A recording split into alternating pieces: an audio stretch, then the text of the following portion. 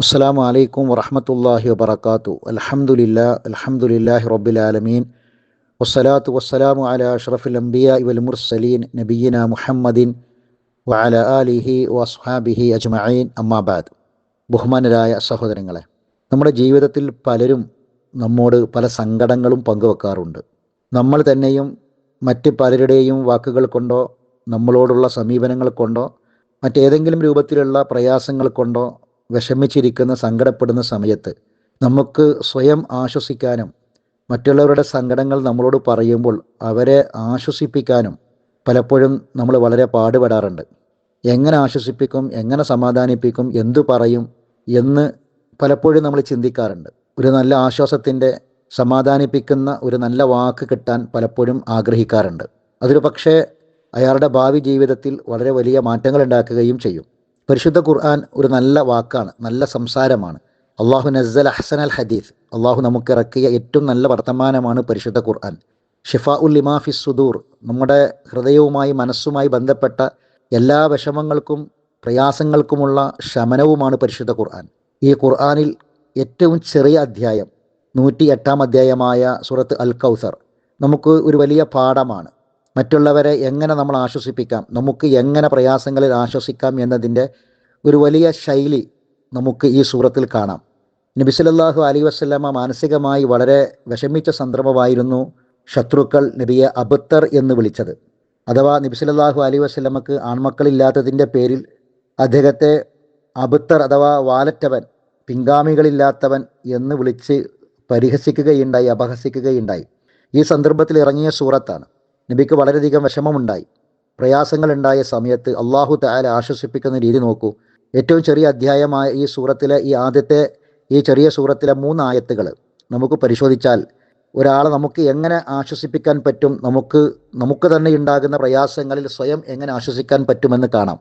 ഒന്നാമതായി അള്ളാഹു പറഞ്ഞു, ഇന്നാ അഅതൈനാക്കൽ കൗസർ, തീർച്ചയായും നബിയെ താങ്കൾക്ക് നാം ധാരാളം നേട്ടങ്ങൾ, അനുഗ്രഹങ്ങൾ നൽകിയിരിക്കുന്നു. അപ്പോൾ അള്ളാഹു നമുക്ക് നൽകിയ അനുഗ്രഹങ്ങളെക്കുറിച്ച് നമ്മൾ ഓർക്കുക. ഇതാണ് വിഷമങ്ങളിൽ, പ്രയാസങ്ങളിൽ നമുക്ക് ആശ്വാസം കിട്ടാൻ ഏറ്റവും നല്ല മാർഗം.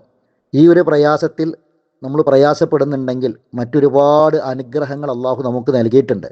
റസൂലുള്ളാഹി സ്വല്ലല്ലാഹു അലൈഹി വസല്ലം പറഞ്ഞു, ഉൻദുറു ഇലാ മൻ ഹുവ അസ്ഫല മിൻകും, നിങ്ങൾ നിങ്ങളെക്കാൾ താഴെയുള്ളവരിലേക്ക് നോക്കുക. ഫഹുവ അജ്ദറു അല്ലാ തസ്ദറു നിഅമതല്ലാഹി അലൈക്കും, അള്ളാഹു നിങ്ങൾക്ക് നൽകിയ അനുഗ്രഹങ്ങൾ ചെറുതായി കാണാതിരിക്കാൻ അതാണ് ഏറ്റവും നല്ലത്. അപ്പോൾ അള്ളാഹു നമുക്ക് ഒരുപാട് അനുഗ്രഹങ്ങൾ, നമുക്ക് സന്തോഷിക്കാനും നമുക്ക് നമ്മുടെ മനസ്സിന് കുളിർമയേകുന്ന ഒരുപാട് കാര്യങ്ങൾ അള്ളാഹു നമുക്ക് നൽകിയിട്ടുണ്ട്. ആ കാര്യങ്ങളെക്കുറിച്ചൊക്കെ ഓർക്കുകയും ആ കാര്യങ്ങളിൽ നമ്മൾ സന്തോഷമടയുകയും ഇപ്പോഴുള്ള ഈ ഒരു പ്രയാസവും പ്രശ്നവും ഒക്കെ അള്ളാഹു നീക്കിത്തരുമെന്ന് പ്രതീക്ഷ അർപ്പിക്കുകയും ചെയ്യുക. അപ്പോൾ അള്ളാഹു തആല ആദ്യമായി നബിയോട് പറഞ്ഞത്, നബിയെ താങ്കൾക്ക് ഒരുപാട് അനുഗ്രഹങ്ങൾ നൽകിയിരിക്കുന്നു എന്ന് പറഞ്ഞ് അള്ളാഹു തആല നൽകിയ അനുഗ്രഹങ്ങളെ ഓർമ്മിപ്പിക്കുകയാണ്. ഇപ്പോൾ നമ്മൾ ഒരു സങ്കടവും ഒരു പ്രയാസം, ഒരു ബുദ്ധിമുട്ട് നമുക്കുണ്ടെങ്കിൽ നമ്മൾ സന്തോഷിച്ച അള്ളാഹു നമുക്ക് നൽകിയ അതിന് കാരണമായ അനുഗ്രഹങ്ങളെക്കുറിച്ച് നമ്മൾ ഓർക്കുക. രണ്ടാമതായി ഫസ്വല്ലി ലിറബ്ബിക വൻഹർ, ആകയാൽ നീ നിന്റെ രക്ഷിതാവിന് വേണ്ടി നമസ്കരിക്കുകയും ബലിയർപ്പിക്കുകയും ചെയ്യുക. റബ്ബിന് വേണ്ടി നമസ്കരിക്കുക. ആ നമസ്കാരം വസ്തഈനു ബിസ്സബിരി വസ്സല, ക്ഷമ കൊണ്ടും നമസ്കാരം കൊണ്ടും അള്ളാഹുവിനോട് നമുക്ക് സഹായം ചോദിക്കാം. റബ്ബിനെ ഇബാദത്ത് ചെയ്യുക.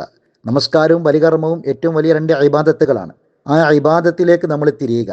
നമ്മുടെ മാനസിക വിഷമങ്ങൾ ഓർത്ത് സങ്കടപ്പെട്ടിരിക്കാതെ റബ്ബിനെ ഇബാദത്തുകൾ ചെയ്യാൻ വേണ്ടി നമ്മൾ പരിശ്രമിക്കുക. അതിലേക്ക് നമ്മൾ മുഴുകുക. നമ്മുടെ സങ്കടങ്ങൾ നമ്മൾ റബ്ബിനോട് പറയുക.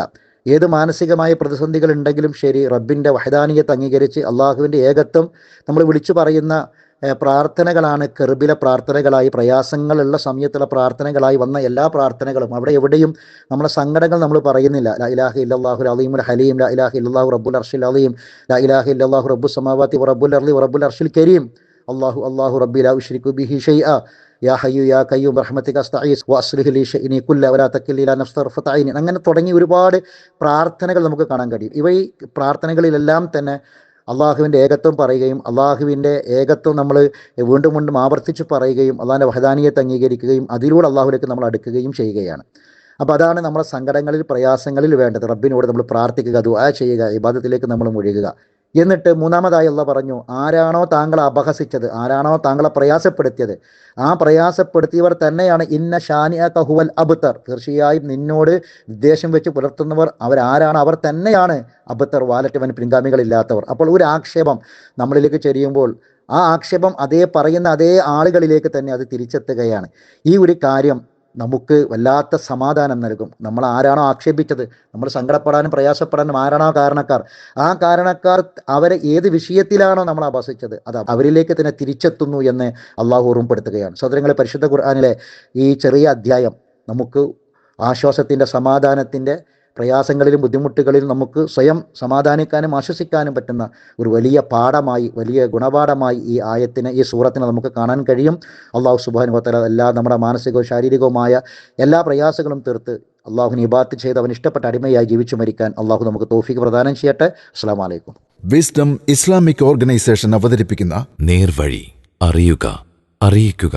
Peace Radio. Tune to reality.